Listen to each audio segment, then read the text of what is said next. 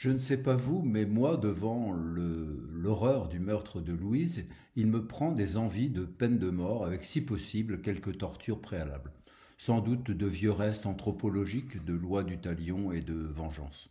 Mais je suis un être raisonnable, bien élevé et bien éduqué, et je laisse mes émotions à la merci de ma raison et de la rationalité. Pourtant, j'aime bien les bougies et les fleurs qu'on laisse sur le bord d'un trottoir. Même si Manuel Valls, ministre désormais de l'Extérieur, où il ferait bien de rester, prévenait que expliquer c'était excuser, je ne peux rester devant le vide et m'empêcher de chercher des explications. Et des explications, il y en veux-tu, en voilà. Les médias dits mainstream s'y emploient avec abondance en convoquant pseudo-experts et spécialistes contrefaits. Il n'est pas inutile de rappeler que mainstream qualifie, selon le dictionnaire, ce qui est excessivement promu, manquant d'originalité et conforme aux normes acceptées par le plus grand nombre, souvent au détriment de l'authenticité ou de la créativité. Fin de citation. On ajoutera au détriment de la vérité.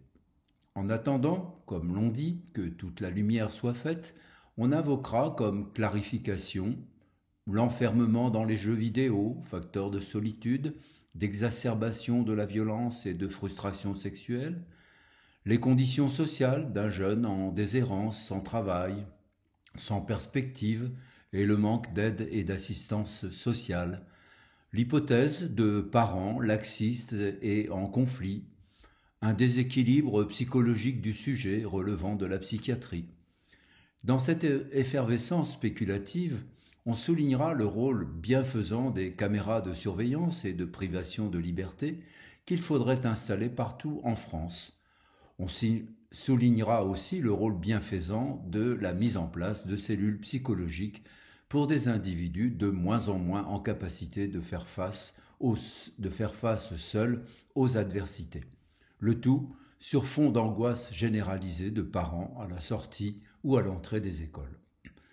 Les uns et les autres, parents, voisins, paroissiens, interviewés sur des trottoirs équipés d'un micro, affirment tous qu'ils n'ont jamais cru, même un seul instant, que ce jeune homme, présumé innocent, mention qu'on ne manque pas de rappeler tellement les propos qu'on a tenus précédemment montrent visiblement qu'il est coupable, donc qu'on ne pourrait croire que ce jeune présumé innocent puisse avoir commis une telle horreur. Mais, à la réflexion, avec le recul, il a semblé que son comportement est avec un « tiens, l'autre jour » pour illustrer le propos. Ainsi, l'histoire se construit-elle rétroactivement après coup, en sous-entendant, sans le savoir, que le crime est potentiellement présent dans la vie ordinaire des individus, et peut-être même dans la vie ordinaire de chacun d'entre nous, y compris la mienne. Banalité du mal, dira Hannah Arendt, on en frissonne à l'idée. Un élément me semble avoir été oublié parmi toutes les explications. C'est que le jeune en question est un homme. Est un homme et non une femme. Oui, un homme. Encore une fois, rappelez que les auteurs de violences sont principalement des hommes, comme l'écrit Lucille Pétavin dans son livre Le coup de la virilité, paru aux éditions du Livre de Poche. Violence comme forme extrême de l'affirmation de soi, du soi masculin, viril et fort. Lorsque cette affirmation de soi n'est possible qu'à travers le succédané frustrant qu'offrent les jeux vidéo, il ne fera pas bon être dehors lorsqu'elle voudra s'exercer dans la rue. Le jeune homme déclare en effet que lorsqu'il est en colère, il a des envies de meurtre, de viol et d'agression. Un jeune homme bien élevé et raisonnable se contente d'un coup de pied dans un réverbère. Il serait remarquable, et pour tout dire surprenant, que les faiseurs d'opinion mettent ce paramètre, la surreprésentation des hommes parmi les auteurs de violences, mettent ce paramètre avant toutes les variables déjà citées et puissent le considérer comme un élément explicatif déterminant.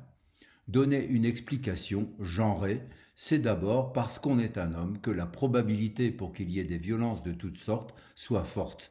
Comme le montre cet auteur, Homicides et féminicides, viols, vols, délinquance, violences automobiles sont majoritairement le fait d'hommes. Sans compter, écrit-elle, que dans l'espace public, ils insultent, crachent, urinent, dégradent, menacent et sont responsables de nuisances sonores.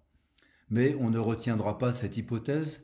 Dans l'analyse des violences, cet état de fait n'est jamais pris en compte et, a fortiori, remis en cause. La domination masculine, présente dans tous les médias et les réseaux dits sociaux, l'empêche. On préférera invoquer le milieu social, l'âge, le milieu éducatif, les parents, les jeux vidéo, dans ce genre d'affaires, et recourir aux explications psychologiques et psychiatriques qui excluent toute explication de genre. Elle avait 11 ans, l'âge de ma petite fille, elle rentrait de l'école. Le reste n'est que bavardage.